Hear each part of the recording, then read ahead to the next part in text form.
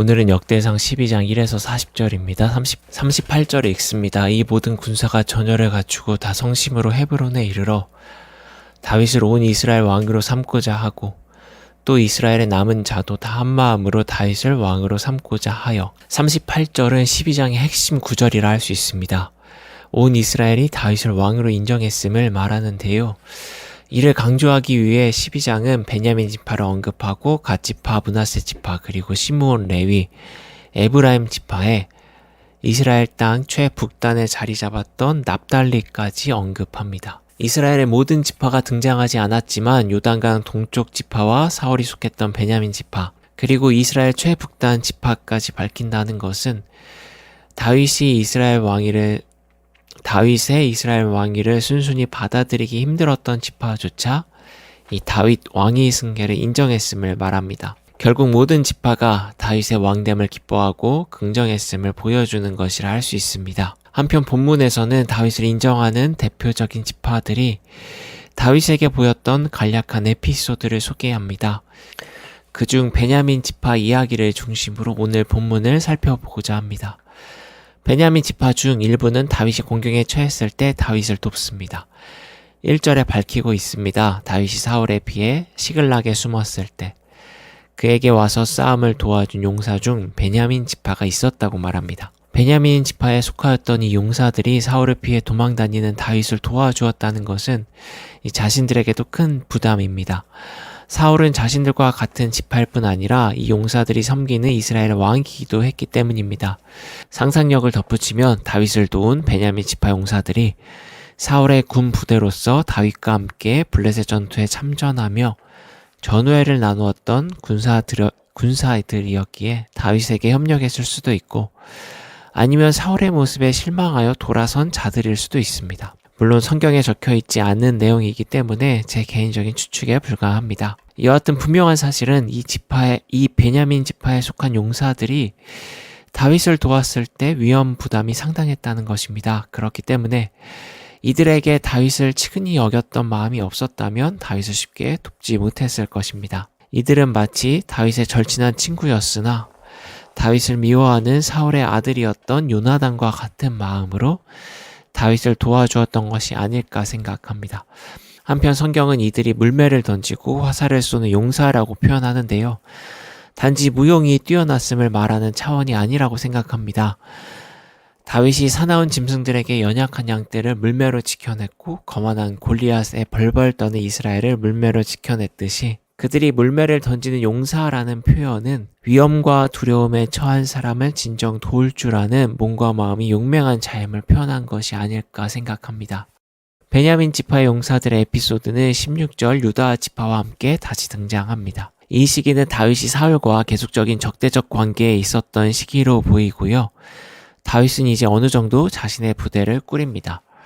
다윗이 거주하는 요새에 베냐민과 유다 지파 자손들이 찾아옵니다. 다윗을 찾아온 이들의 우두머리는 아마세였습니다. 다윗은 아마세에게 화친을 요구합니다. 하지만 반대로 다윗은 화친이 아니라면 싸움이 불가피하다고 강경하게도 말합니다. 그런데 이때 성경의 표현이 참 인상적입니다.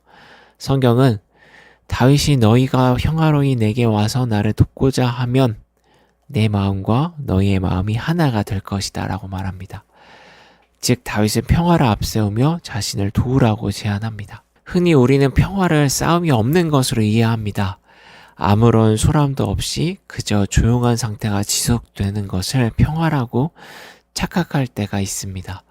물론 세상이 모두 평온하고 각자의 상황에 만족한다면 또 불이함이 없다면 그 상태가 계속 조용히 지속되는 것이 평화가 맞습니다. 하지만 세상이 불이하다면 평화를 위한 싸움은 불가피합니다.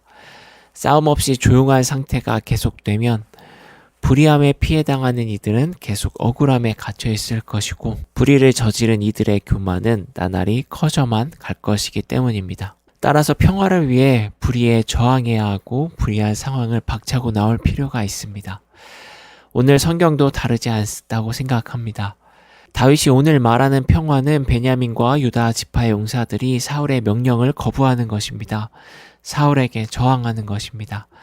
사울의 명령을 순순히 따르면 그들의 삶의 평온은 유지될지 모르나 평화는 도래하지 않습니다. 평화를 위해선 불의한 일에 저항하고 또 그 불의와 싸워야 합니다. 다시 본문으로 돌아와 다윗의 제안에 신비한 일이 벌어집니다. 성령이 아마새를 감쌉니다. 성령에 휩싸인 아마새는 다윗과 다윗을 돕는 이들에게 평안을 선언합니다. 여기서 평안으로 번역된 단어는 우리가 잘 아는 샬롬입니다. 곧 성령에 감동한 아마새는 샬롬 평화를 말하는 것입니다. 저는 아마새가 성령에 감싸였다는 표현을 하나의 비유로 봅니다. 그가 지혜로운 결정을 했다는 것을 성경은 성령의 역사로 표현한 듯 보이는데요. 참 평화를 추구한 그의 모습을 성경이 강하게 긍정한 것이라 할 수 있습니다. 다윗을 돕는 것이 진정한 평화임을 아는 아마새에게 그 평화를 위해 자신의 평온함을 기꺼이 깨고 불의에 저항할 용기를 내는 아마새에게 성경은 성령에 감싸였다고 말하는 듯합니다. 오늘은 이렇게 베냐민 지파를 중심으로 역대상 12장을 살펴보았습니다. 성경은 온 이스라엘이 다윗을 왕으로 인정했음을 말하며 베냐민 지파의 에피소드를 소개합니다. 그리고 그 지파의 에피소드는 진정한 용사는 누구인지, 진정한 평화는 어떻게 선포되는지 우리에게 말해줍니다. 진정한 용사는 공경에 처한 일을 외면하지 않는 자입니다. 제가 어릴 적 하나님의 군사라는 표현을 교회에서 자주 사용하곤 했는데요. 교회가 진정한 하나님의 군사가 되기 위해서는 세상이 외면하는 자들, 세상의 시류에 쉽사리 들어오지 못하는 자들을 긍휼히 여기고 섬기는 것이라 생각합니다. 삶의 변두리에 있는 자들을 기억하는 것이 이 교회가 진정 용사가 되는 길이라 할 수 있습니다. 또한 평화와 샬롬은 교회가 단지 교회의 이익과 내부 결속을 위해 광장에 나가 싸우는 것이 아니라 과시와 탐욕에 지나치게 몰입된 현실과 싸우는 것이라 생각합니다. 그 현실이 갖는 불의함을 깨닫고 불의와 절연하기 위한 싸움으로 교회는 샬롬을 실현시킬 수 있다고 봅니다. 성령에 감동한 교회라 생각합니다. 오늘도 우리의 교회가 또 그 교회와 하나 된 우리 각자가 주님의 진정한 용맹스러운 용사로 평화를 선포하는 성령에 감동한 사람으로 살아가길 기도합니다.